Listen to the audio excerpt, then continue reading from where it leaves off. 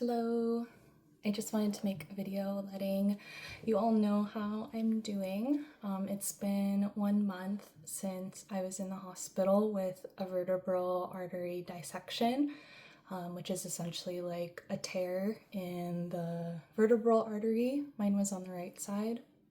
Many of you have been asking how I'm doing and just checking in and sending words of support, which has been really helpful. So thank you all so much. So I wanted to talk a little bit about the vertebral artery dissection since it wasn't something that I was aware about, and it actually also has a high incidence in young women. I had neck pain for a couple of days.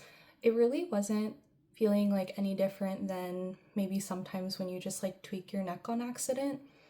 And I think maybe I was doing like chores around the house or like maybe had reached around in a weird way. But a couple of days after the neck pain had started, I actually started to feel like a numb sensation on the right side of my body.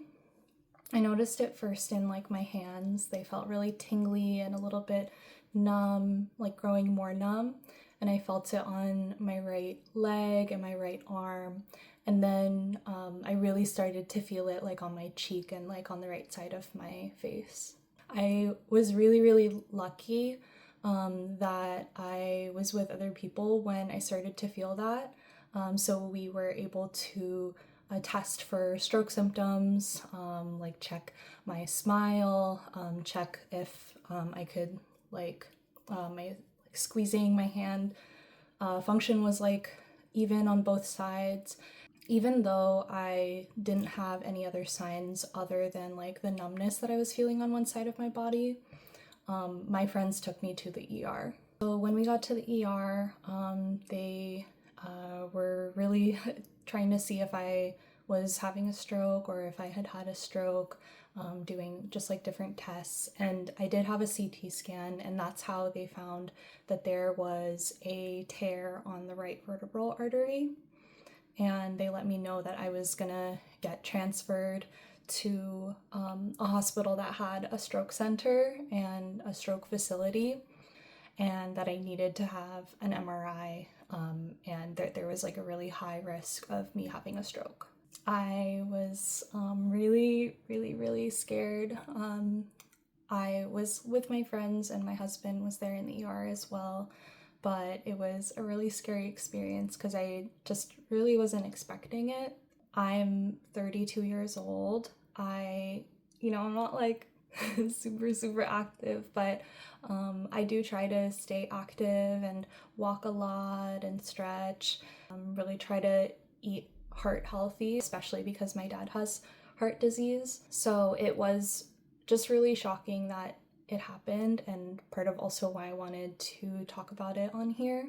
When I got transferred to the other hospital, the next morning I had the MRI, and thankfully they found that I didn't have a stroke, or if I had one, it was like an MRI negative stroke, so a small one that wouldn't have shown up.